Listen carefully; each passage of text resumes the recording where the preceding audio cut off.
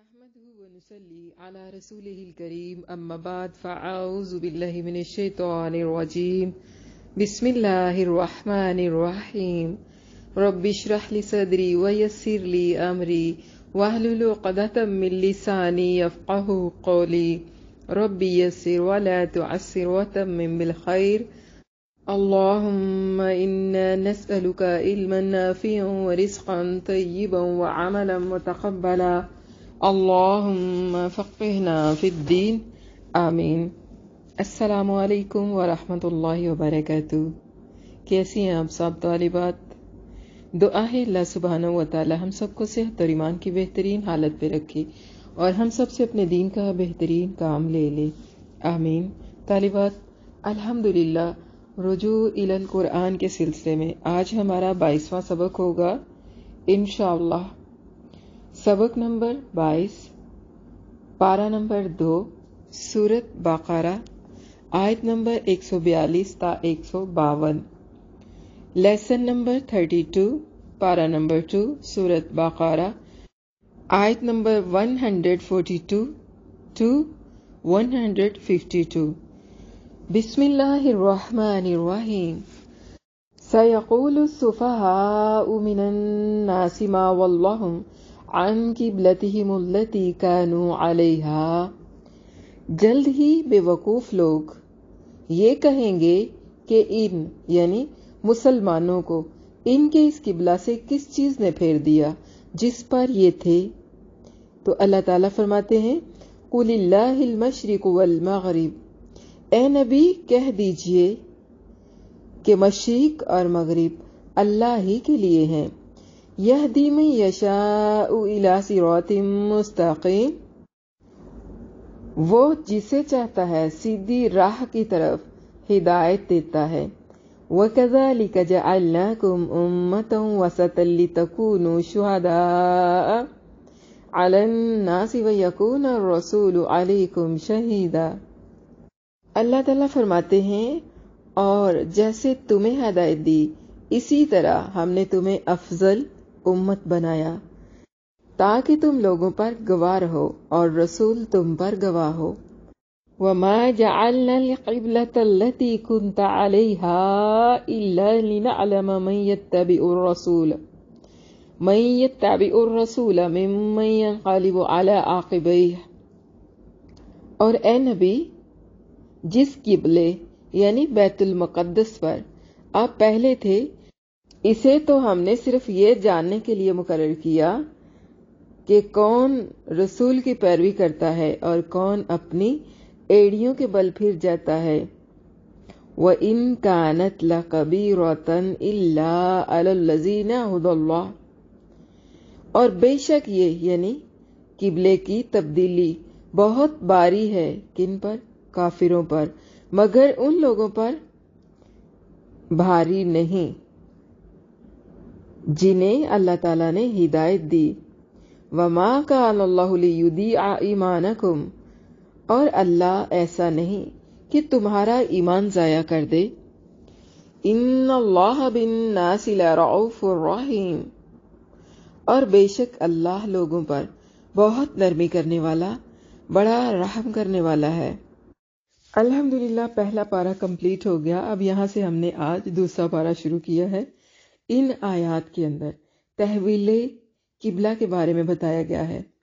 امام بخاری رحمہ اللہ نے حضرت براء بن عازب رضی اللہ عنہ سے روایت کیا ہے کہ رسول اللہ صلی اللہ علیہ وسلم نے مدینہ میں 16 یا 17 ماہ تک بیت المقدس کی طرف منہ کر کے نماز ادا فرمائی، لیکن آپ صلی اللہ علیہ وسلم اس بات کو پسند فرماتے تھے کہ آپ صلی اللہ علیہ وسلم کا قبلہ بیت اللہ ہو۔ آپ صلی اللہ علیہ وسلم نے عصر کی نماز پڑھائی اور بیت اللہ کی طرف منہ کر کے آپ صلی اللہ علیہ وسلم نے جو سب سے پہلی نماز ادا فرمائی وہ نماز عصر تھی۔ کچھ لوگوں نے آپ کے ساتھ مل کر یہ نماز ادا کی، پھر ان میں سے ایک شخص ایک مسجد والوں کے پاس سے گزرا، وہ بھی نماز عصر ادا کر رہے تھے اور وہ اس وقت حالت رکوع میں تھے۔ اس نے کہا، میں اللہ تعالیٰ کو گواہ بنا کر کہتا ہوں کہ میں نے نبی کریم صلی اللہ علیہ وسلم کے ساتھ مکہ کی طرف منہ کر کے نماز ادا کی ہے۔ تو ان لوگوں نے حالت نماز ہی میں بیت اللہ کی طرف منہ کر لیا۔ بہت سے لوگ تھے جنہوں نے بیت المقدس کی طرف منہ کر کے نماز ادا کی، مگر وہ تحویل قبلہ کے حکم سے قبل ہی یعنی اس سے پہلے ہی شہید ہو گئے، تو ہم نہیں جانتے تھے کہ ان کے بارے میں کیا کہیں۔ تو ان کے بارے میں اللہ تعالیٰ نے یہ نازل فرمایا، وَمَا كَانَ اللَّهُ لِيُضِيعَ إِيمَانَكُمْ إِنَّ اللَّهَ بِالنَّاسِ لَرَءُوفٌ رَحِيمٌ، اور اللہ ایسا نہیں کہ تمہارے ایمان کو یوں ہی ضائع کر دے، اللہ تو لوگوں پر بڑا مہربان اور صاحب رحمت والا ہے۔ محمد بن اسحاق رحمہ اللہ نے حضرت برا رضی اللہ عنہ سے روایت کیا ہے کہ رسول اللہ صلی اللہ علیہ وسلم بیت المقدس کی طرف منہ کر کے نماز ادا فرماتے تھے، مگر اللہ تعالیٰ کے حکم کے انتظار میں آسمان کی طرف کثرت سے نگاہ اٹھا کر دیکھا کرتے تھے۔ اسی کیفیت کے بارے میں اللہ تعالیٰ نے ارشاد فرمایا ہے، قَدْ نَرَىٰ تَقَلُّبَ وَجْهِكَ فِي السَّمَاءِ فَلَنُوَلِّيَنَّكَ قِبْلَةً تَرْضَاهَا فَوَلِّ وَجْهَكَ شَطْرَ الْمَسْجِدِ الْحَرَامِ۔ اے نبی، ہم آپ صلی اللہ علیہ وسلم کا آسمان کی طرف منہ پھیر پھیر کر دیکھنا دیکھ رہے ہیں، سو ہم آپ صلی اللہ علیہ وسلم کو اسی قبلے کی طرف جس کو آپ پسند کرتے ہیں منہ کرنے کا حکم دیں گے، تو آپ صلی اللہ علیہ وسلم اپنا منہ مسجد حرام یعنی خانہ کعبہ کی طرف پھیر لیں۔ کچھ مسلمانوں نے کہا کہ ہم اس بات کو معلوم کرنا پسند کرتے ہیں کہ جو لوگ تحویل قبلہ سے پہلے فوت ہو گئے ہیں ان کا کیا حال ہوگا، یعنی اب ان کا کیا بنے گا، کیونکہ وہ تو فوت ہو چکے ہیں، یعنی کہ انہوں نے بیت المقدس کی طرف منہ کر کے نماز پڑھی، اور ان کی پڑھی گئی نمازوں کا کیا بنے گا، یعنی ان کی اور ہماری نمازوں کا۔ تو اس کے بارے میں اللہ تعالیٰ نے یہ آیت نازل فرمائی تھی، وَمَا كَانَ اللَّهُ لِيُضِيعَ إِيمَانَكُمْ، اور اللہ ایسا نہیں کہ تمہارا ایمان یوں ہی ضائع کر دے۔ تو اس طرح کچھ احمق لوگوں یعنی اہل کتاب نے جب یہ کہا، مَا وَلَّهُمْ عَنْ قِبْلَتِهِمُ الَّتِي كَانُوا عَلَيْهَا، مسلمان جس قبلے پر پہلے سے چلے آتے تھے اب اس سے کس چیز نے ان کے منہ پھیر دیے ہیں؟ تو اس کے جواب میں اللہ تعالیٰ نے فرمایا، قُلِ اللَّهِ الْمَشْرِقُ وَالْمَغْرِبُ، اے نبی کہہ دیجئے مشرق اور مغرب اللہ ہی کے لیے ہیں۔ حضرت علی بن ابو طلحہ نے حضرت ابن عباس رضی اللہ عنہما سے روایت کیا ہے کہ اللہ کے رسول صلی اللہ علیہ وسلم نے جب مدینہ ہجرت کی تو اللہ تعالیٰ نے آپ صلی اللہ علیہ وسلم کو بیت المقدس کی طرف منہ کر کے نماز پڑھنے کا حکم دیا۔ تو اس سے یہ جو یہودی تھے بہت خوش ہوئے، انہیں بڑی خوشی ہوئی، تو رسول اللہ صلی اللہ علیہ وسلم نے 13 سے بھی زیادہ مہینوں تک بیت المقدس کی طرف منہ کر کے نماز ادا فرمائی تھی۔ لیکن آپ صلی اللہ علیہ وسلم کو قبلہ ابراہیمی پسند تھا، آپ اسی کو پسند فرماتے تھے اور اس کے لیے اللہ تعالیٰ سے دعا بھی فرماتے اور آسمان کی طرف بھی دیکھتے تھے۔ تو اللہ تعالیٰ نے یہ حکم نازل فرمایا، قَدْ نَرَىٰ تَقَلُّبَ وَجْهِكَ فِي السَّمَاءِ فَلَنُوَلِّيَنَّكَ قِبْلَةً تَرْضَاهَا فَوَلِّ وَجْهَكَ شَطْرَ الْمَسْجِدِ الْحَرَامِ وَحَيْثُ مَا كُنتُمْ فَوَلُّوا وُجُوهَكُمْ شَطْرَهُ۔ ہم آپ کے چہرے کو بار بار آسمان کی طرف اٹھتے ہوئے دیکھ رہے ہیں، تو ہم ضرور آپ کو اس قبلے کی طرف پھیر دیں گے جسے آپ صلی اللہ علیہ وسلم پسند کرتے ہیں، پھر آپ اپنا منہ مسجد حرام کی طرف پھیر لیں، اور جہاں کہیں بھی تم ہو اپنے منہ اسی مسجد کی طرف کر لیا کرو۔ تو اس سے یہودی جو تھے وہ شک میں مبتلا ہو گئے اور کہنے لگے، ما واللہم عن قبلتہم التی کانوا علیہا، کہ مسلمان جس قبلے پر پہلے سے چلے آتے تھے اب اس چیز سے کس چیز نے ان کے منہ پھیر دیے ہیں، یعنی کون سی چیز ہے اب جس نے ان کے چہرے اس قبلے کی طرف سے پھیر دیے ہیں؟ تو اس کے جواب میں اللہ تعالیٰ نے یہ آیت نازل فرمائی تھی، قُلِ اللَّهِ الْمَشْرِقُ وَالْمَغْرِبُ يَهْدِي مَن يَشَاءُ إِلَىٰ صِرَاطٍ مُّسْتَقِيمٍ۔ اے نبی آپ صلی اللہ علیہ وسلم کہہ دیں کہ مشرق و مغرب سب اللہ ہی کے لیے ہیں، وہ جس کو چاہتا ہے سیدھے رستے پہ چلاتا ہے۔ خلاصہ کلام یہ کہ اللہ کے رسول صلی اللہ علیہ وسلم کو صخرہ بیت المقدس کی طرف منہ کر کے نماز ادا کرنے کا حکم دیا گیا۔ تو مکہ میں آپ صلی اللہ علیہ وسلم رکن یمانی اور ہجر اسود کے مابین نماز ادا فرماتے تھے، اس لیے صخرہ بیت المقدس کی طرف منہ کرنے کی حالت میں۔ کعبہ بھی آپ صلی اللہ علیہ وسلم کے سامنے ہی موجود ہوتا تھا، مگر ہجرت مدینہ کے بعد اس طرح دونوں کی طرف بیک وقت منہ کر کے نماز ادا کرنا ممکن نہ رہا، تو اللہ تعالیٰ نے آپ صلی اللہ علیہ وسلم کو بیت المقدس کی طرف منہ کر کے نماز ادا کرنے کا حکم دیا۔ صحیح بخاری میں حضرت برا بن عازب رضی اللہ عنہ سے روایت ہے کہ کچھ انصار بیت المقدس کی طرف منہ کر کے نماز عصر ادا کر رہے تھے کہ انہیں تحویل قبلہ کا حکم پتہ چل گیا، تو انہوں نے حالت نماز ہی میں کعبے کی طرف منہ کر لیا۔ یہ جو معاملہ تھا یہ بنو سلمہ کے لوگ تھے جن کے ساتھ پیش آیا، اور جس مسجد میں وہ نماز پڑھ رہے تھے وہ مسجد قبلہ تین تھی، دو قبلوں والی مسجد۔ صحیح بخاری اور مسلم میں حضرت ابن عمر رضی اللہ عنہما سے روایت ہے کہ لوگ قباء میں نماز صبح ادا کر رہے تھے کہ ان کے پاس ایک شخص آیا اور اس نے بتایا کہ آج رات رسول اللہ صلی اللہ علیہ وسلم پر قرآن میں یہ حکم نازل کیا گیا ہے کہ آپ صلی اللہ علیہ وسلم کعبے کو قبلہ بنا لیں۔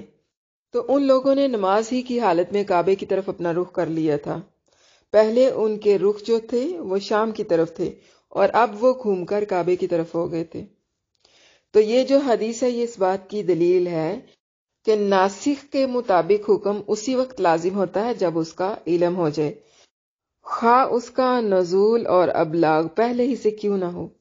یہی وجہ ہے کہ ان لوگوں کو عصر، مغرب اور عشاء کی ان نمازوں کے دوبارہ پڑھنے کا حکم نہیں دیا گیا تھا جو انہوں نے تحویل قبلہ کے حکم کے بعد بھی بیت المقدس ہی کی طرف منہ کر کے ادا کی تھی، اور انہیں ابھی تک پہلے قبلے کے نسخ کا علم نہیں تھا ہوا، واللہ عالم۔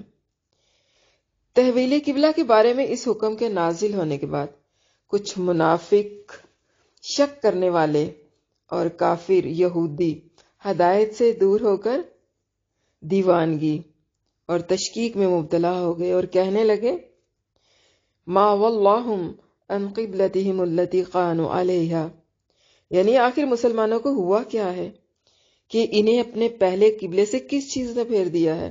کبھی اس طرف منہ کرتے ہیں، کبھی اس طرف منہ کر کے نماز پڑھتے ہیں، یعنی شک پیدا کر کے اسلام سے بدزن کرنے کی کوشش کی۔ تو اس کے جواب میں اللہ تعالیٰ نے یہ آیت نازل فرمائی، قل اللہ المشرق والمغرب، اے نبی آپ صلی اللہ علیہ وسلم کہہ دیں کہ مشرق اور مغرب سب اللہ ہی کے لیے ہے، یعنی حکم، تصرف اور امر صرف اللہ ہی کا ہے۔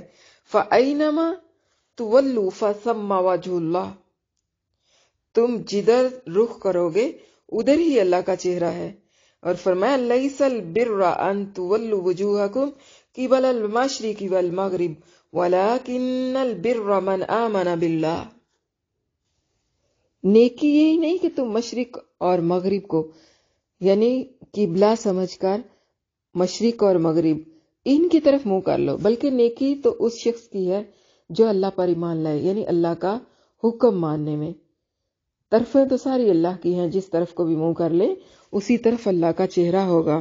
تو لیکن اس کا مطلب یہ بھی نہیں ہے کہ ہم کعبے اور قبلے کی اہمیت جو ہے اس کو کھو دیں، اس کی اہمیت اپنی جگہ پر ہے، لیکن یہ ایسی صورتحال میں جس طرح کہ ابھی ہم پیچھے پڑھ کے آئے ہیں، بالفرض آپ کسی ایسی جگہ پر ہیں جہاں سے آپ کے لیے قبلہ کا تعین ممکن نہیں ہے اور آپ نے نماز پڑھ لی ہے اندازے سے، تو نماز ادا کرنے کے بعد اگر آپ کو پتہ چلے کہ آپ نے کسی اور یعنی غیر قبلہ کی طرف منہ کر کے نماز پڑھ لی ہے تو کوئی حرج نہیں ہے، پھر ہم کہہ سکتے ہیں اینما تولوا، کہ تم جس طرف بھی اپنے چہروں کو پھیرو گے اسی طرف اللہ کا چہرہ پاؤ گے۔ یعنی تمام تر خوبی کیا ہے؟ اللہ کا حکم ماننے میں، کہ قبلہ تبدیل کرنے میں بات نہیں ہے، بات اللہ کے حکم میں ہے۔ اللہ تعالیٰ یہ دیکھنا چاہتا تھا کون اس کا حکم مانتا ہے، کون اس کی اطاعت کے سامنے سر جھکاتا ہے، یعنی وہ ہمیں جس طرف حکم دے ہم اسی طرف اپنا منہ پھیر لیں۔ اطاعت اس کے حکم کو ماننے کا نام ہے، خواہ وہ ہمیں ہر روز کسی بھی سمت، کسی بھی جہت کی طرف منہ کر کے نماز ادا کرنے کا حکم دے، ہم تو صرف اسی کے بندے ہیں، اسی کے غلام ہیں، اسی کے خادم ہیں اور اسی کا تصرف اور اختیار ہے۔ اور وہ جس طرف حکم دے گا ہم اس طرف اپنا منہ کر لیں گے، اور یہ بھی اس کی اپنے عبد اور رسول حضرت محمد صلی اللہ علیہ وسلم اور آپ صلی اللہ علیہ وسلم کی امت پر عظیم احسان عنایت ہے کہ حضرت ابراہیم خلیل الرحمن علیہ السلام ان کے قبلے کی طرف رہنمائی فرمائی اور ان کے رخ کو اس کعبے کی طرف متوجہ کر دیا جسے اللہ وحدہ لا شریک ہی کے پاک نام پر تعمیر کیا گیا تھا، اور جو اس روئے زمین پر اللہ تعالیٰ کا سب سے زیادہ محترم گھر ہے، کیونکہ اس گھر کے معمار کون ہیں؟ حضرت ابراہیم خلیل اللہ۔ اسی لیے تو اللہ نے فرمایا ہے قُلِ اللَّهِ الْمَشْرِقُ وَالْمَغْرِبُ يَهْدِي مَن يَشَاءُ إِلَىٰ صِرَاطٍ مُسْتَقِيمٍ۔ اے نبی کہہ دیں کہ مشرق اور مغرب سب اللہ ہی کے لیے ہیں، وہ جس کو چاہتا ہے سیدھے رستے پہ چلا دیتا ہے۔ ام المومنین حضرت عائشہ صدیقہ رضی اللہ عنہا سے روایت ہے کہ رسول اللہ صلی اللہ علیہ وسلم نے یہود کے بارے میں فرمایا انہم یحسدون علی شیء کما یحسدون علی یوم الجمعۃ التی ہدانا اللہ لہا وضلوا عنہا وعلی القبلۃ التی ہدانا اللہ لہا وضلوا عنہا وعلی قولنا خلف الامام آمین۔ ان کو ہمارے بارے میں کسی اور چیز کی وجہ سے اس قدر حسد نہیں جس قدر جمعے کے دن کی وجہ سے حسد ہے کہ اللہ تعالیٰ نے ہمیں اس کی ہدایت فرمائی اور یہ اس سے محروم رہے، اور قبلے کی وجہ سے حسد ہے کہ اللہ تعالیٰ نے ہمیں اس کی بھی ہدایت فرمائی اور یہ لوگ اس سے بھی محروم رہے، اور ہم امام کے پیچھے آمین کہتے ہیں، اس کی وجہ سے بھی یہ ہم سے حسد کرتے ہیں۔ امت محمدیہ صلی اللہ علیہ وسلم کی دوسری امتوں پر فضیلت۔ ارشاد باری تعالیٰ ہے وَكَذَلِكَ جَعَلْنَاكُمْ أُمَّةً وَسَطًا لِتَكُونُوا شُهَدَاءَ عَلَى النَّاسِ وَيَكُونَ الرَّسُولُ عَلَيْكُمْ شَهِيدًا، اور جیسے تمہیں ہدایت دی اسی طرح ہم نے تمہیں افضل امت بنایا ہے تاکہ تم لوگوں پر گواہ ہو جاؤ اور رسول صلی اللہ علیہ وسلم تم پر گواہ ہو جائیں۔ اللہ تعالیٰ یہ فرما رہا ہے کہ ہم نے تمہیں قبلہ ابراہیم علیہ السلام کی طرف پھیر دیا ہے، اور تمہارے لیے اس قبلے کو اس لیے منتخب کیا ہے تاکہ تمہیں بہترین امت بنا دے اور تم قیامت کے دن باقی دیگر امتوں پر گواہ بن جاؤ، کیونکہ باقی تمام امتیں تمہارے لیے شرف و فضل کی معترف ہیں۔ وسطا یہاں لفظ بہترین اور اعلیٰ کے معنی میں ہے، جیسا کہ کہا جاتا ہے قریشن اوسط، قریشن اوسط العربی نسبا و دارا، قریش نسب اور خاندان کے اعتبار سے تمام عربوں سے بہتر ہیں، تو رسول اللہ صلی اللہ علیہ وسلم بھی اپنی قوم میں نسب کے اعتبار سے وسطا یعنی سب سے اشرف اور افضل تھے۔ تو اسی کے مطابق سب سے افضل نماز عصر یعنی صلاۃ وسطی، نماز عصر کو کہتے ہیں اور اسے ہی صلاۃ وسطی بھی کہا جاتا ہے۔ جب اس امت کو اللہ تعالیٰ نے بہترین امت بنایا تو اسے سب سے مکمل اور سب سے بہترین شریعت بھی دی، سب سے بہتر طریقہ اور سب سے واضح اور روشن مذہب عطا فرمایا۔ ارشاد باری تعالیٰ ہے هُوَ اجْتَبَاكُمْ وَمَا جَعَلَ عَلَيْكُمْ فِي الدِّينِ مِنْ حَرَجٍ مِلَّةَ أَبِيكُمْ إِبْرَاهِيمَ هُوَ سَمَّاكُمُ الْمُسْلِمِينَ مِنْ قَبْلُ وَفِي هَذَا لِيَكُونَ الرَّسُولُ شَهِيدًا عَلَيْكُمْ وَتَكُونُوا الشُّهَدَاءَ عَلَى النَّاسِ۔ سورۃ حج، اس یعنی اللہ نے، اس کی ضمیر اللہ کی طرف جاری ہے، اللہ نے تم کو برگزیدہ کیا اور تم پر دین یعنی دین کی کسی بات میں تنگی نہیں کی، اپنے باپ ابراہیم کی ملت کی اتباع کرو، اسی نے پہلی کتابوں میں بھی تمہارا نام مسلمان رکھا تھا اور اس کتاب میں بھی وہی نام رکھا ہے تاکہ پیغمبر تم پر گواہ ہوں اور تم لوگوں پر گواہ ہو۔ حضرت ابو سعید خدری رضی اللہ عنہ سے روایت ہے کہ رسول اللہ صلی اللہ علیہ وسلم نے فرمایا قیامت کے دن نوح علیہ السلام کو بلایا جائے گا اور ان سے کہا جائے گا کیا آپ نے دین پہنچا دیا تھا؟ وہ فرمائیں گے جی ہاں، تو پھر آپ علیہ السلام کی قوم کو بلایا جائے گا اور اس سے پوچھا جائے گا کیا نوح علیہ السلام نے دین کو تم تک پہنچا دیا تھا؟ تو وہ جواب دے گی کہ نہیں، ہمارے پاس کوئی ڈرانے والا نہیں آیا، یا کہے گی کہ ہمارے پاس کوئی نہیں آیا۔ تو نوح علیہ السلام سے کہا جائے گا کہ اب آپ علیہ السلام کا گواہ کون ہے؟ آپ جواب دیں گے کہ محمد صلی اللہ علیہ وسلم اور آپ کی امت میری گواہ ہے۔ آپ نے فرمایا اس آیت میں وَكَذَلِكَ جَعَلْنَاكُمْ أُمَّةً وَسَطًا، اور ہم نے اس طرح تمہیں امت وسط بنایا، اس میں اسی طرف اشارہ کیا گیا ہے۔ آپ نے فرمایا واسطہ کے معنی عدل کے ہیں۔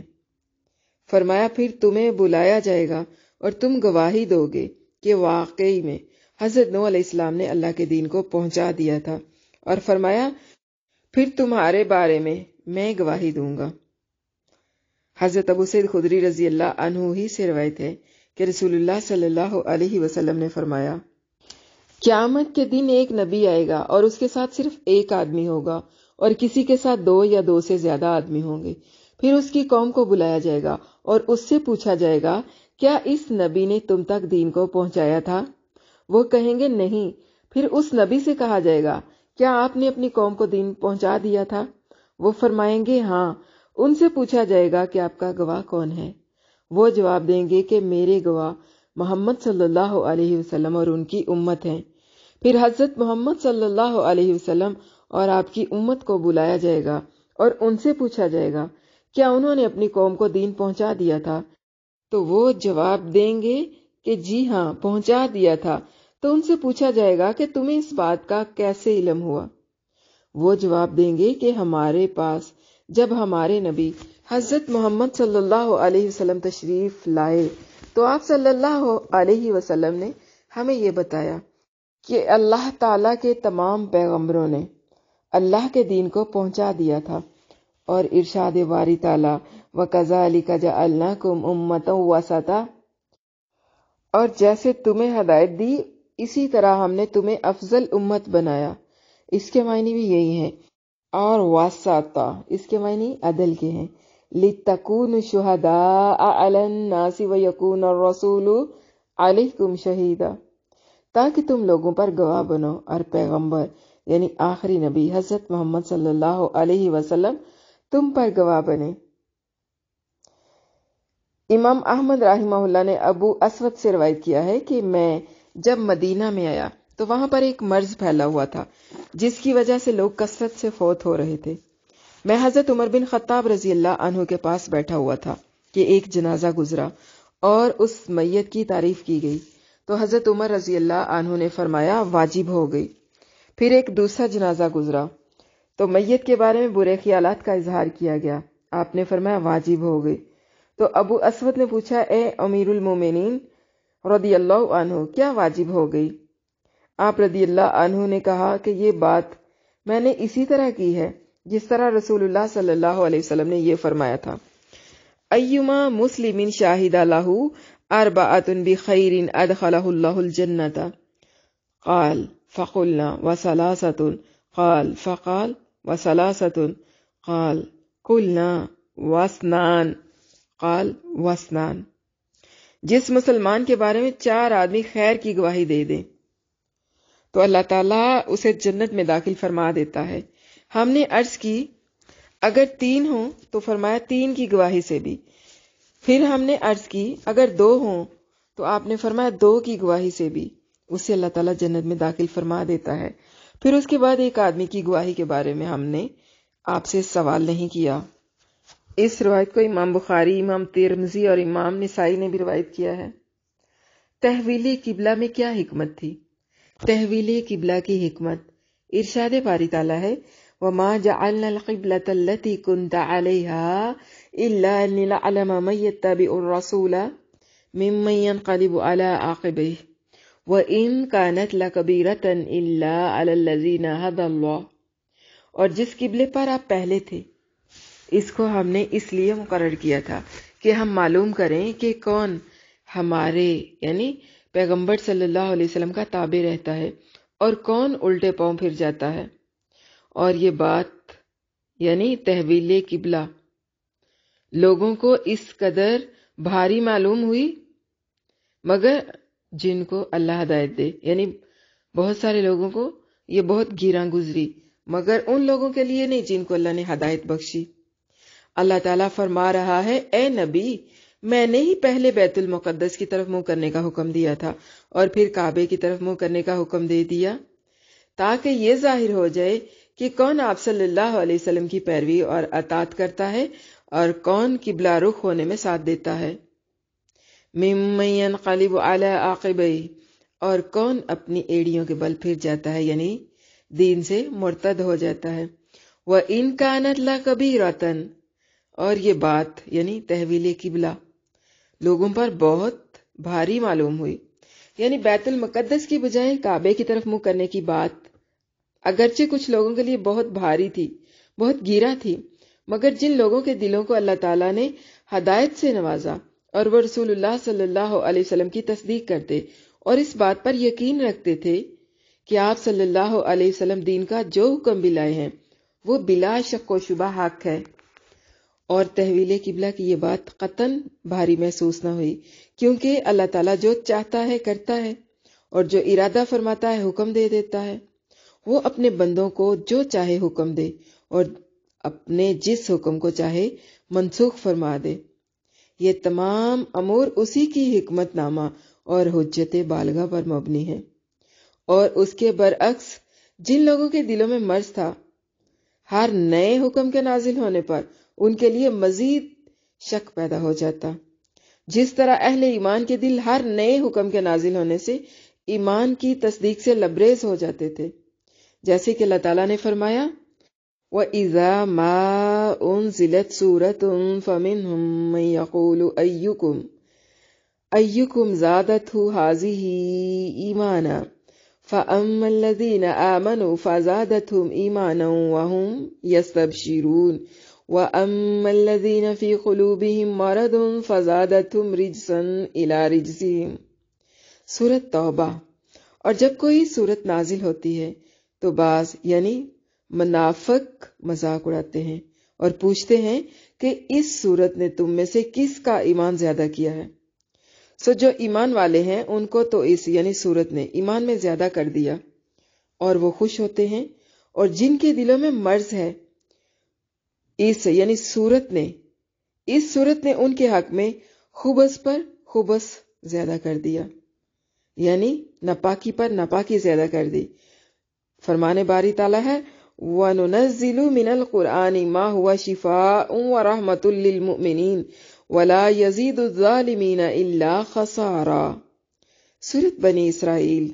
اور ہم قرآن کے ذریعے سے وہ چیز نازل کرتے ہیں جو مومنوں کے لیے شفا اور رحمت ہے، اور وہ ظالموں کو خسارے ہی میں زیادہ کرتا ہے۔ یہی وجہ ہے کہ جو لوگ اس مسئلے میں رسول اللہ صلی اللہ علیہ وسلم کی تصدیق اور اتباع پر ثابت قدم رہے اور بلا شک و شبہ اسی طرف اپنا منہ کر لیا جس طرف منہ کرنے کا اللہ تعالیٰ نے حکم دیا تھا، اور وہ سادات یعنی سادات صحابہ میں شمار ہوئے۔ اور بعض اہل علم کے بقول مہاجرین و انصار میں سے اولین سبقت کرنے والے وہ ہیں جنہوں نے دونوں قبلوں کی طرف منہ کر کے نماز ادا کی تھی۔ امام بخاری رحمہ اللہ نے اس آیت کی تفسیر میں حضرت ابن عمر رضی اللہ عنہما کی اس حدیث کو بیان کیا ہے کہ لوگ مسجد قباء میں نماز صبح ادا کر رہے تھے، ایک شخص آیا اور اس نے کہا کہ نبی کریم صلی اللہ علیہ وسلم پر آج رات قرآن نازل ہوا ہے اور آپ صلی اللہ علیہ وسلم کو کعبے کی طرف منہ کر کے نماز پڑھنے کا حکم دیا گیا ہے۔ تو یہ سنتے ہی وہ سب لوگ قبلہ رخ ہو گئے۔ صحابہ کرام رضی اللہ عنہم اللہ اور اس کے رسول صلی اللہ علیہ وسلم کی اطاعت کے کمال درجے پر فائز تھے، اور اللہ تعالیٰ کے احکام کی اطاعت بجا لانے کا جذبہ ان میں کوٹ کوٹ کر بھرا ہوا تھا، رضی اللہ عنہم اجمعین۔ فرمان باری تعالیٰ ہے وَمَا كَانَ اللَّهُ لِيُضِيعَ إِيمَانَكُمْ، اور اللہ ایسا نہیں کہ تمہارے ایمان کو یوں ہی ضائع کر دے۔ اس کا معنی یہ ہے کہ اس سے پہلے تم نے بیت المقدس کی طرف منہ کر کے جو نماز ادا کی ہیں، اللہ تعالیٰ کے ہاں ان کا ثواب بھی ضائع نہیں ہوگا۔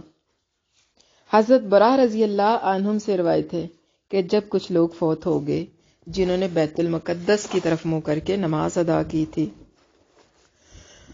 تو لوگوں نے کہا ان کا اس سلسلے میں کیا حال ہوگا؟